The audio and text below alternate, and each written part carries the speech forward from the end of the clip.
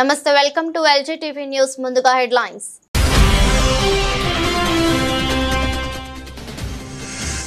తొలిసారిగా యుద్ధ భూమిలోకి అడుగుపెట్టిన పుతిన్ యుద్ధం కొనసాగితే మాస్కోకు తీవ్ర నష్టమన్న ట్రంప్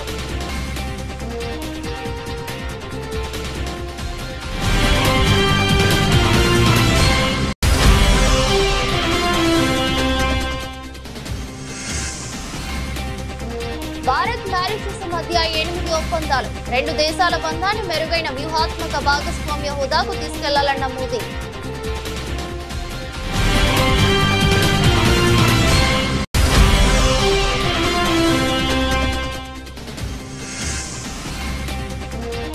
సీఎం రేవంత్ రెడ్డిని కలిసిన డీఎంకే నేతలు ఈ నెల 22న జరగనున్న జేఏసీ సమావేశానికి హాజరు కావాలని ఆహ్వానం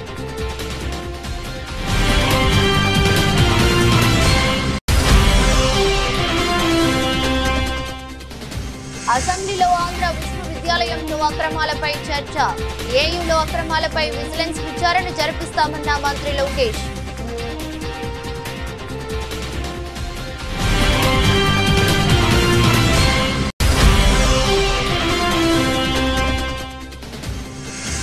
ఎమ్మెల్యే జగదీష్ రెడ్డి అసెంబ్లీలో చేసిన వ్యాఖ్యల పట్ల స్పీకర్ గడ్డం ప్రసాద్ మనస్తాపం బేషరతుగా క్షమాపణ చెప్పాలని మంత్రుల డిమాండ్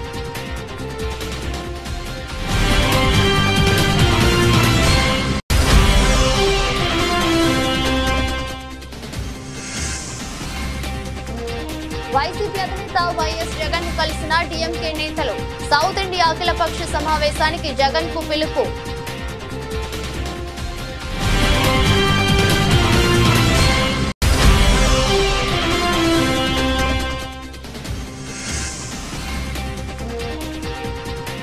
బాహుబలి లాంటి రాష్ట్రాన్ని బలి చేసే నంగనాచి మాటల సీఎం రేవంత్ పై కేటీఆర్ ఫైర్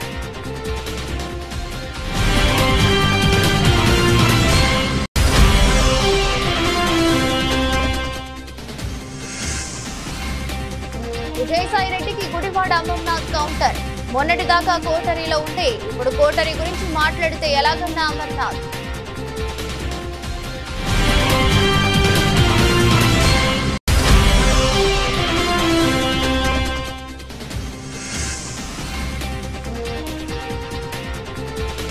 ఇది ప్రభాస్ క్రేజ్ అంటే రీ రిలీజ్ లోను హాట్ కేకులా అమ్ముడైన టికెట్స్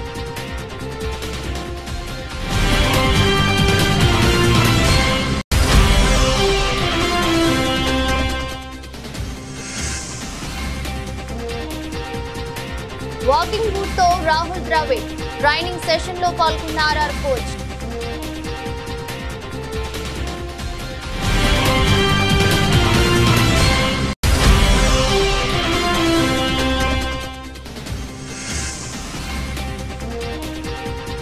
హోలీకి ముందే షాక్ భారీగా పెరిగిన బంగారం వెండి ధరలు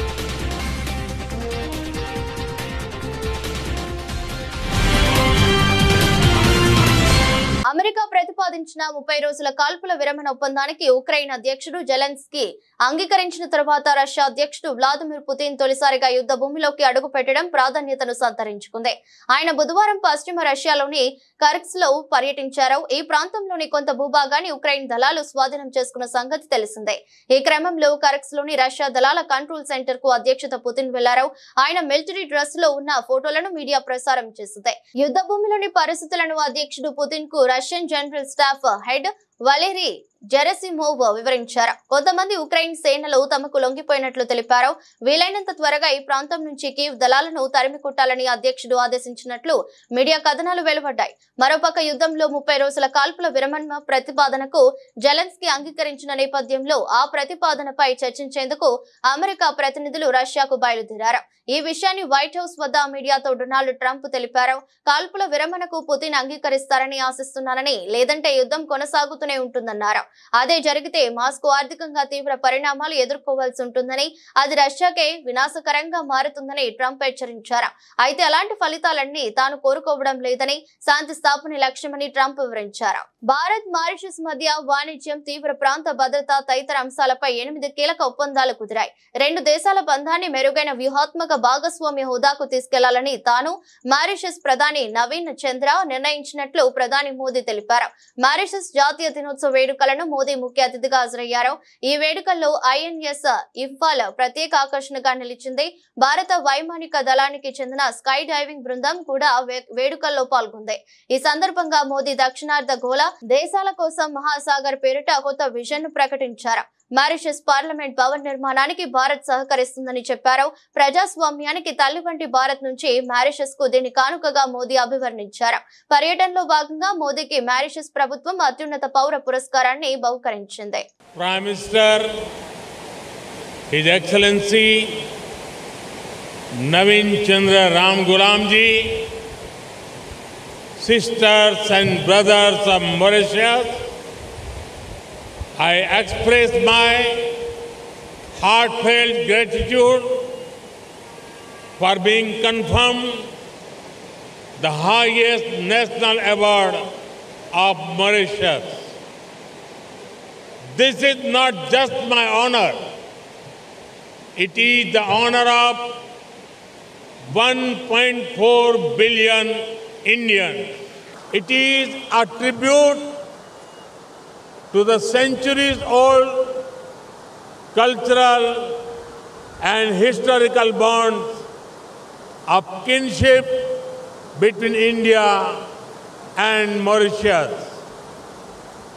It is an acknowledgement of our shared commitment to regional peace, progress, security and sustainable development. And it is a symbol of the shared hopes and aspirations of the global South. I accept this award with full humility and gratitude. I dedicate it to your ancestors who came from India to Mauritius centuries ago and to all their generations. Telangana ముఖ్యమంత్రి రేవంత్ రెడ్డిని ఈ నెల 22న జరగనున్న joint action committee సమావేశానికి హాజరు కావాలని Tamil Nadu DMK నేతలు ఆహ్వానించారు. ఈ క్రమంలో జేఏసీ సమావేశానికి రేవంత్ రెడ్డి రావాలని DMK ఎంపీలు కనిమూలి రాజా అండ్ ఇలాంగు, కళానిధి వీరస్వామి సీఎం ను కలిసి విజ్ఞప్తి చేశారు. దీనిపై స్పందించిన సీఎం రేవంత్ రెడ్డి స్టాలిన్ డీలిమిటేషన్ విషయంలో చూపిన చొరవ అభినందనీయమని పేర్కొన్నారు. తమిళనాడులో సమావేశానికి హాజరయ్యేందుకు AICC అనుమతి తీసుకుని వస్తామన్నారు. డీలిమిటేషన్ ప్రక్రియ సౌత్ రాష్ట్రాలపై ప్రభావం చూపుతుందని, సౌత్ రాష్ట్రాలు ఉత్తరాది రాష్ట్రాల కంటే ఎక్కువ పన్నులు చెల్లిస్తున్నాయని ఈ సందర్భంగా రేవంత్ గుర్తు చేశారు. ఈ నేపథ్యంలో తెలంగాణలో కూడా డీలిమిటేషన్ పై అఖిలపక్ష సమావేశం ఏర్పాటు చేస్తున్నామన్నారు. దీనికి తెలంగాణ బీజేపీ అధ్యక్షుడు కిషన్ రెడ్డి కూడా రావాలని కోరుతున్నట్లు తెలిపారు. ఈ క్రమంలో కిషన్ రెడ్డి తన అభిప్రాయాలను కేంద్ర కేబినెట్ లో వినిపించాల్సిన అవసరం ఉందని రేవంత్ ప్రస్తావించారు. తెలంగాణలోని అన్ని పార్టీలు కూడా సమావేశంలో పాల్గొనాలని కోరారు. ఈ క్రమంలో డీలిమిటేషన్ పై మార్చి 22, 2025న జరగనున్న జాయింట్ యాక్షన్ కమిటీ సమావేశానికి ముఖ్యమంత్రికి ఆహ్వానం అందింది. తమిళనాడులో జరగనున్న ఈ సమావేశానికి పలు ప్రాంతీయ పార్టీలు హాజరై డీలిమిటేషన్ పై వారి అభిప్రాయాలను తెలియజేయనున్నాయి. ఇప్పటికే డీలిమిటేషన్ పై తమిళనాడు DMK నేతలు తమ ఆందోళన వ్యక్తం చేశారు. ఈ ప్రక్రియ తమ రాష్ట్రంలో ప్రజల హక్కులను హరించే దిశగా ఉందని వ్యాఖ్యానించారు. ఇదే సమయంలో తెలంగాణ సీఎం రేవంత్ రెడ్డి కూడా ఈ అంశంపై చర్చిస్తామన్నారు. రాష్ట్రంలోని యూనివర్సిటీల్లో తప్పు చేయాలంటేనే భయపడేలా కూటమి ప్రభుత్వం చర్యలు ఉంటాయని మంత్రి నారా లోకేష్ తెలిపారు.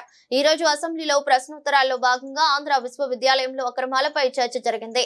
ఈ అంశంపై మంత్రి లోకేష్ మాట్లాడుతూ ఆంధ్ర యూనివర్సిటీలో అక్రమాలపై విజిలెన్స్ విచారణ జరిపిస్తామని అన్నారు. ఇన్ఛార్జ్ వీసీ ఇప్పటికే విచారణకు ఆదేశించిన విషయాన్ని సందర్భంగా గుర్తు చేశారు. ఆ విచారణ నివేదిక అందిన వెంటనే కఠిన చర్యలు తీసుకుంటామని మంత్రి స్పష్టం చేశారు.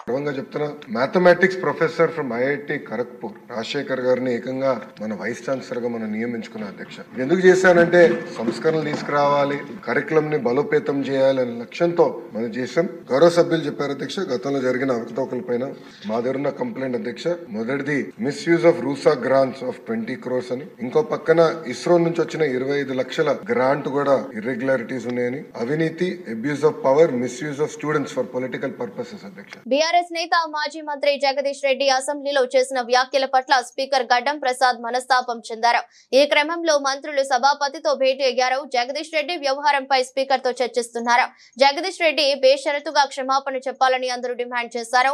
మంత్రి ఉత్తమ్ కుమార్ రెడ్డి మాట్లాడుతూ దళిత స్పీకర్ పై జగదీష్ రెడ్డి అనుచిత వ్యాఖ్యలను ఖండిస్తున్నానని, స్పీకర్ పై ఇంత అహంకారంగా మాట్లాడటం తాను ఎప్పుడు చూడలేదన్నారు. ప్రజాస్వామ్యంలో స్పీకర్ చైర్ కు కొన్ని అధికారాలు ఉంటాయని, దీనిపై సీరియస్ నిర్ణయం తీసుకోవాలని మంత్రి ఉత్తమ్ అన్నారు. సభ మీ సొంతం కాదంటూ స్పీకర్ ను ఉద్దేశించి బీఆర్ఎస్ ఎమ్మెల్యే మాజీ మంత్రి జగదీష్ రెడ్డి మాట్లాడటం రచ్చకు దారితీసింది. జగదీష్ రెడ్డి వ్యాఖ్యలపై కాంగ్రెస్ అభ్యంతరం వ్యక్తం చేసింది. జగదీష్ రెడ్డి క్షమాపణలు చెప్పాలని డిమాండ్ చేశారు. ఈ క్రమంలో మంత్రి శ్రీధర్ రెడ్డి జోక్యం చేసుకుని జగదీష్ రెడ్డి స్పీకర్ ను బెదిరిస్తున్నారని, ఆయన చేసిన వ్యాఖ్యలు వెనక్కి తీసుకోవాలని అన్నారు. ఏడాదిలో ఏం చేయాలో చేసి తమ సత్తా చూపించామన్నారు. ఏం చేయబోతున్నామో కూడా చెప్పామని మంత్రి శ్రీధర్ బాబు తెలిపారు. ప్రశ్నించడమే సభా సాంప్రదాయాలకు విరుద్ధం. అసలే కాదు అధ్యక్ష, అసలే కాదు అధ్యక్ష. అధ్యక్ష అధ్యక్ష అధ్యక్ష ఈ సభ మన అందరిది. ఈ సభ మా అందరికి సమానమైన హక్కులు ఉన్నాయి. మా అందరి తరఫున మీరు పెద్ద మనిషి మాత్రమే ఆడ కూర్చున్నారు తప్ప ఈ సభ మీ సొంతం కూడా కాదు. ఈ విషయం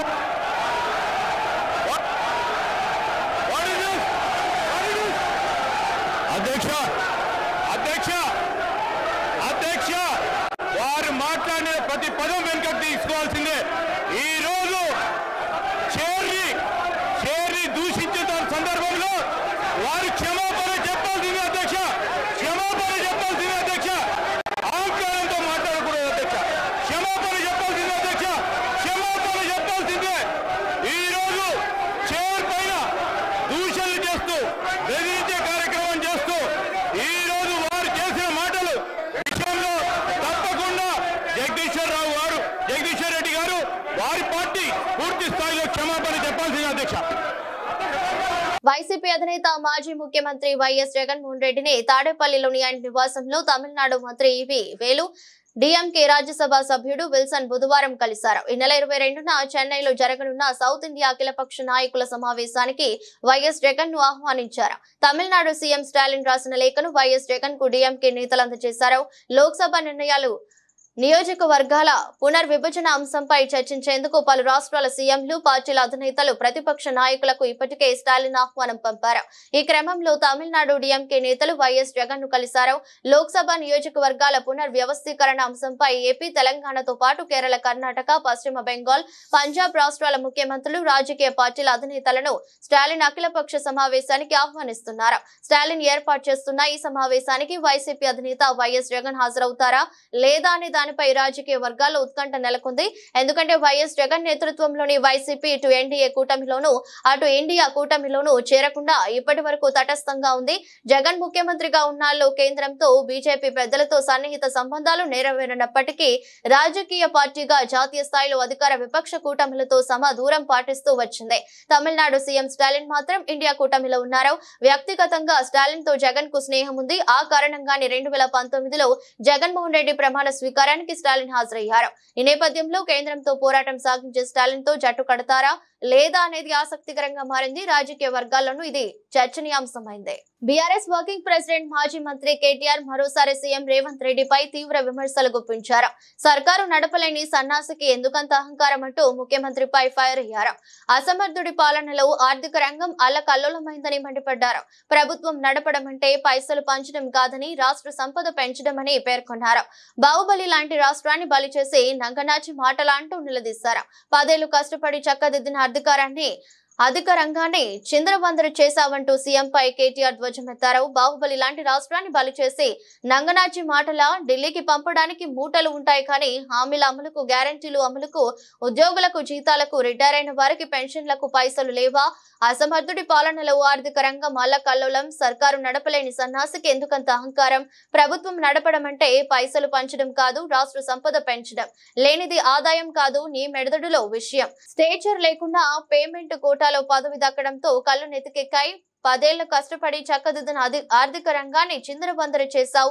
తెలంగాణ చరిత్ర క్షమించని ఘోరమైన పాపం మూటగట్టుకున్నావు. 1వ నెల ఉద్యోగులకు జీతాలు ఇస్తానని మభ్యపెట్టి ఆశా అంగన్వాడీలకు ఒక్కో నెల జీతాలు ఆపుతున్నా అని నిస్సిగ్గుగా ప్రకటిస్తావా? ప్రజలకు గ్యారంటీ లేదు కాదు, చివరికి ఉద్యోగులకు జీతాలు కూడా ఇవ్వలేనని చేతులెత్తేస్తున్న తీరు చేతకానితనానికి నిదర్శనం. ఉద్యోగులు సహకరించడం లేదనడం వారిని దారుణంగా అవమానించడమే, వారి ఆత్మ గౌరవాన్ని దెబ్బతీయడమే. పరిపాలన రాక పెంటకుప్ప చేసి ఉద్యోగులు పనిచేస్తలేరని నిందలేస్తే సాయించమని కేటీఆర్ ట్వీట్ చేశారు. వైసీపీ అధినేత జగన్ చుట్టూ కోటరీ ఉందని, ఆ కోటరీ వల్లే తాను జగన్ కు దూరం అయ్యానని మాజీ రాజ్యసభ సభ్యుడు విజయసాయిరెడ్డి నిన్న వ్యాఖ్యానించిన సంగతి తెలిసిందే. కోటరీని దూరం పెట్టకపోతే జగన్ కు భవిష్యత్తు ఉండదని అన్నారు. ఈ వ్యాఖ్యలపై వైసీపీ నేత మాజీ మంత్రి గుడివాడ అమర్నాథ్ స్పందిస్తూ విజయసాయిపై సెటైర్లు వేశారు. వైసీపీలో ఉన్నప్పుడు ఢిల్లీలో ఆయన మాట్లాడిన మాటలకు, ఇప్పుడు విజయవాడలో మాట్లాడిన మాటలకు ఎక్కడా పొంతం లేదని విమర్శించారు. జగన్ చుట్టూ ఉన్న కోటరీ ప్రజలేనని చెప్పారు.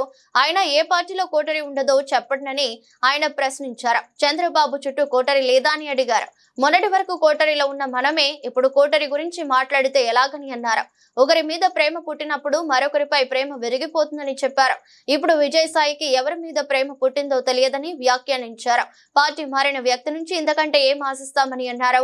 రాష్ట్రంలో ప్రస్తుతం 3 వర్గాలు ఉన్నాయని, ఒకటి కూటమి వర్గం, రెండోది వైసీపీ వర్గం, మూడోది ఏ పార్టీ అధికారంలో ఉంటే ఆ పార్టీ వైపు చూసే వర్గం అని చెప్పారు. వైసీపీ అధికారంలో ఉన్నప్పుడు కీలక పదవులను అనుభవించిన వాళ్ళు ఇప్పుడు పార్టీలు మారుతున్నారని విమర్శించారు.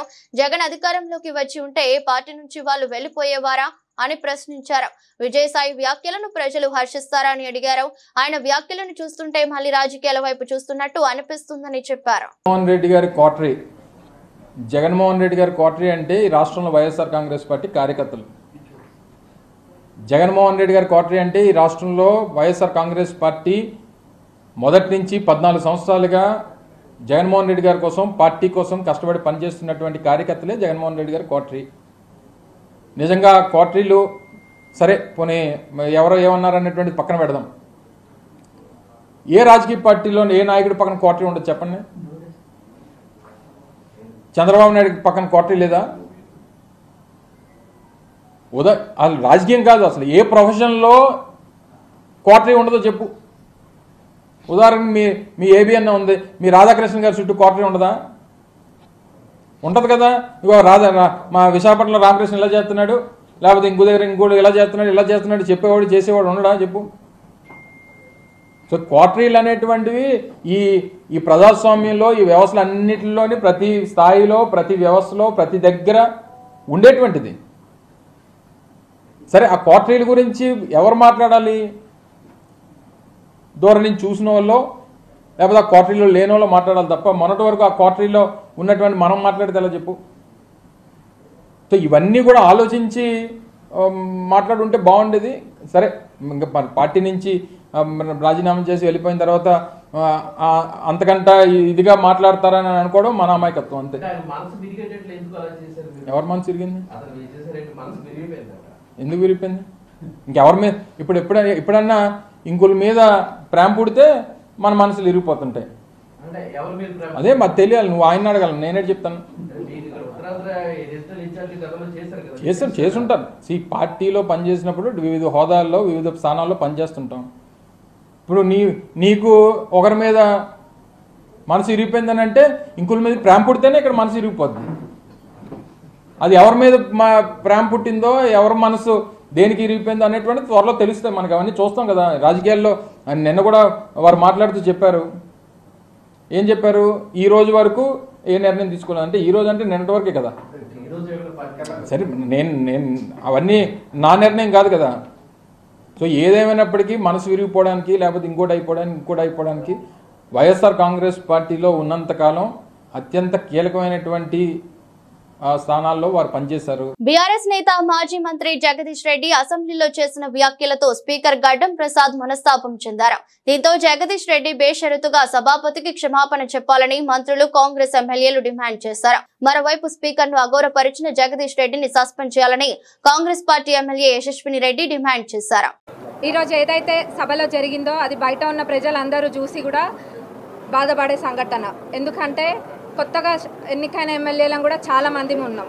అందరికీ వాళ్ళు ఏం నేర్పియాలనుకుంటున్నారో మరి మాకు అర్థం కావట్లేదు. గౌరవ స్పీకర్ గారిని అంత పెద్ద మాట అన్నారంటే మరి ఆ చైర్కి ఏ గౌరవం ఉందని అందరూ కూడా ఒకసారి ప్రశ్నించాలి. ఖచ్చితంగా వారిని సస్పెండ్ చేయాలి. వాళ్ళ వైఖరి ఎట్లుందంటే మొగుడిని కొట్టి నోరప్ప చెప్పిండ్రు అంటారు కదా, 100% అట్లనే ఉంది. నిన్న గవర్నర్ ప్రసంగం జరిగింది. కనీసం వారు ఏం మాట్లాడుతుండ్రో కూడా ఎవ్వరికి వినిపించకుండా వీళ్ళు ఎంత గోల గోల గోల. ఒక కాలేజ్ స్టూడెంట్స్ లేకపోతే ఏదైనా ఎక్కడికైనా వెళ్తే ఎట్లుంటుందో అంత రాదాంతం. అసలు నిన్న జరిగిందేం లేదు. ప్రసంగానికే వాళ్ళు అంతకన్నా మాట్లాడినరు. మరి వాళ్ళు గత 10 సంవత్సరాలలో ఎన్ని ఇబ్బందులు పెట్టినరు. అసలు కనీసం ఇటు ప్రతిపక్షంలో ఉన్న లీడర్స్ వైపు కనీసం చూసి మాట్లాడిన వైఖరి కూడా లేదు. మరి ఈరోజు వాళ్ళు మాట్లాడుతున్నారు. అది కూడా గౌరవ స్పీకర్ గారిని పట్టుకొని సభకి సంబంధం లేదని మాట్లాడడం మరి అది ఎక్కడ కూడా ఎప్పుడు కూడా చరిత్రలో లేదు. దీన్ని అందరూ యువత కూడా అందరూ గమనియాలి ప్రతి ఒక్కరు. ఎందుకంటే వీళ్ళది ఒకటి బీఆర్ఎస్ స్కూల్కి పోయి నేర్చుకోవాల్సింది ఒకటి ఎట్లా అబద్ధం చెప్పాలి. పిహెచ్డి అందులో వాళ్ళందరూ కూడా పిహెచ్డి చేసి ఉన్నారు అబద్ధం చెప్పడంలో.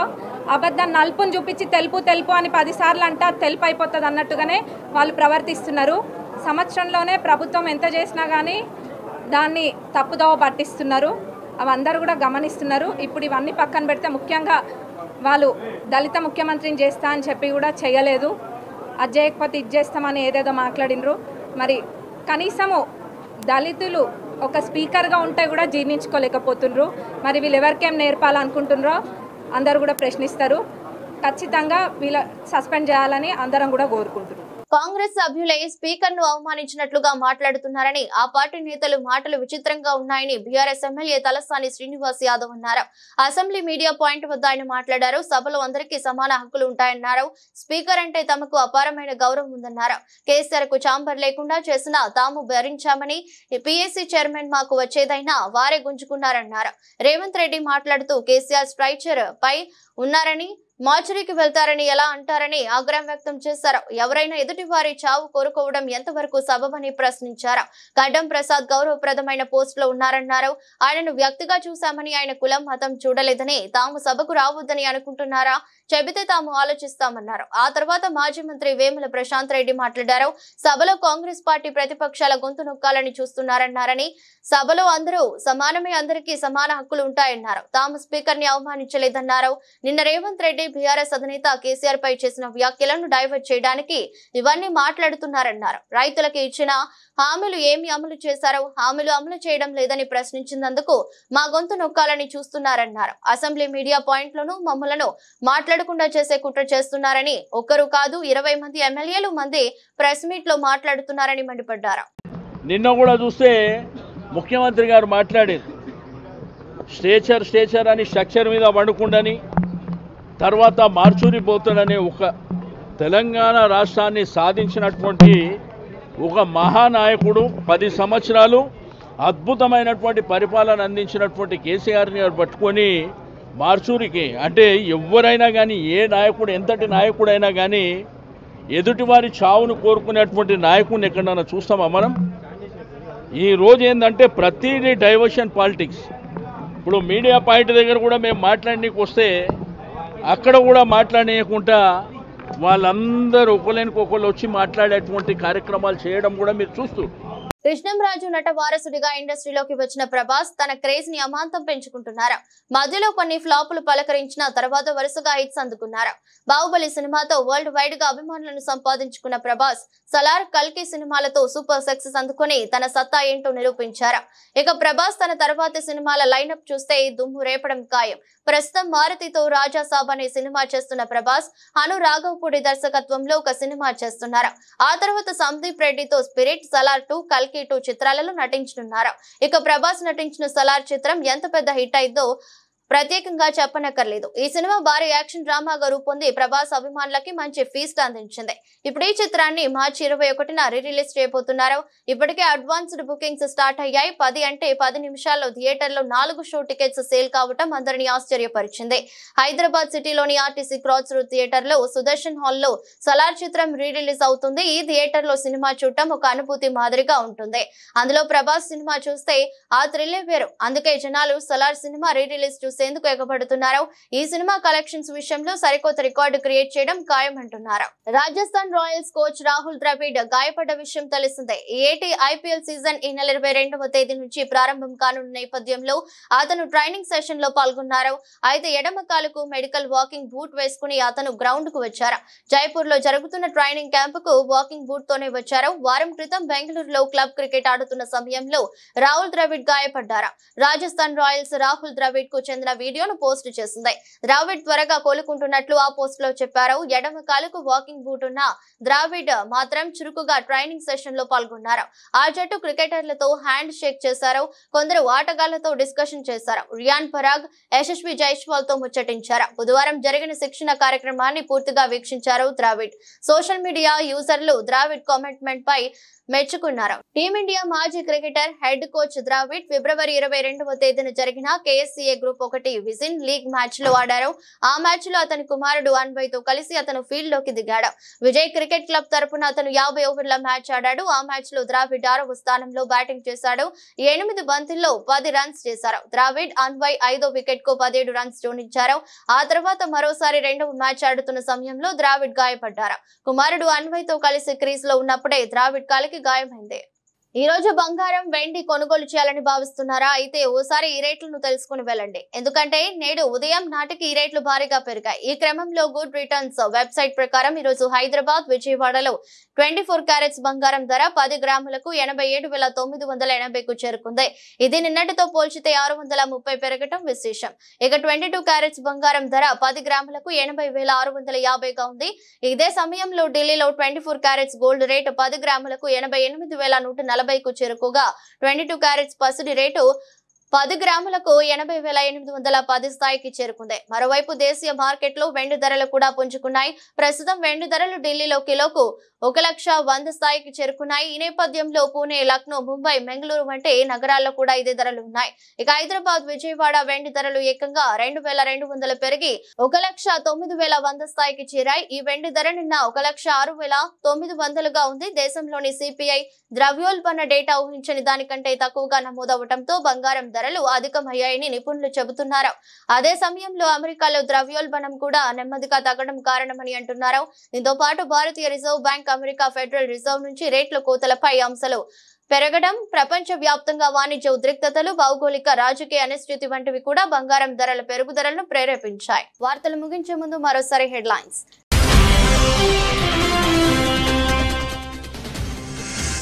తొలిసారిగా యుద్ధ భూమిలోకి అడుగుపెట్టిన పుతిన్. యుద్ధం కొనసాగితే మాస్కోకు తీవ్ర నష్టమన్న ట్రంప్.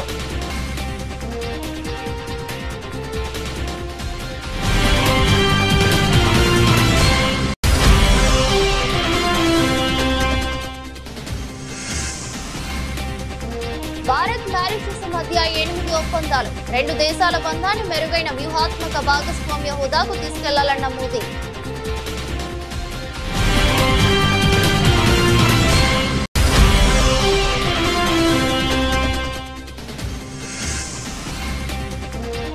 సీఎం రేవంత్ రెడ్డిని కలిసిన డిఎంకే నేతలు. ఈ నెల 22న జరగనున్న జేఏసీ సమావేశానికి హాజరు కావాలని ఆహ్వానం.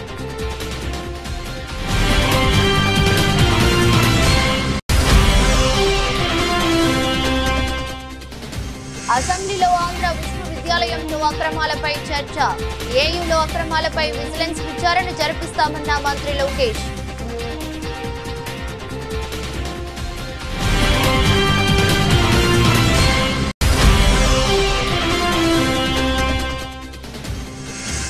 ఎమ్మెల్యే జగదీష్ రెడ్డి అసెంబ్లీలో చేసిన వ్యాఖ్యల పట్ల స్పీకర్ గడ్డం ప్రసాద్ మనస్తాపం. బేషరతుగా క్షమాపణ చెప్పాలని మంత్రుల డిమాండ్.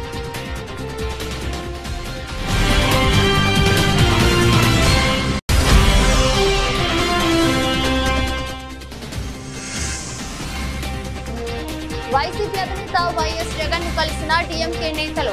సౌత్ ఇండియా అఖిలపక్ష సమావేశానికి జగన్ కు పిలుపు.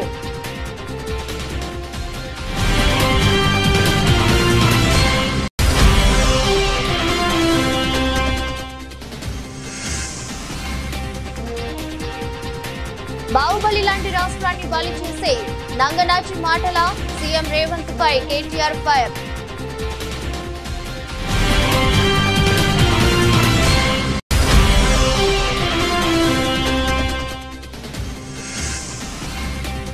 విజయసాయిరెడ్డికి గుడివాడ అమర్నాథ్ కౌంటర్.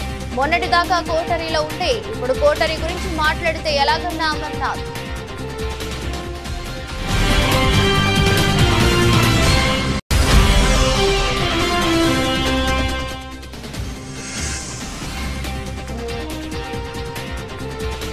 ఇది ప్రభాస్ క్రేజ్ అంటే రీ రిలీజ్ లోను హాట్ కేకులా అమ్ముడైన టికెట్స్.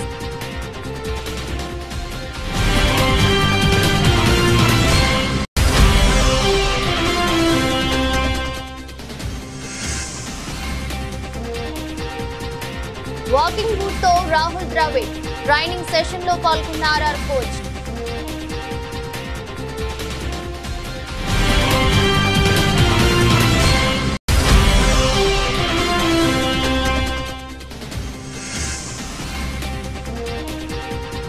హోలీకి ముందే షాక్, భారీగా పెరిగిన బంగారం, వెండి ధరలు.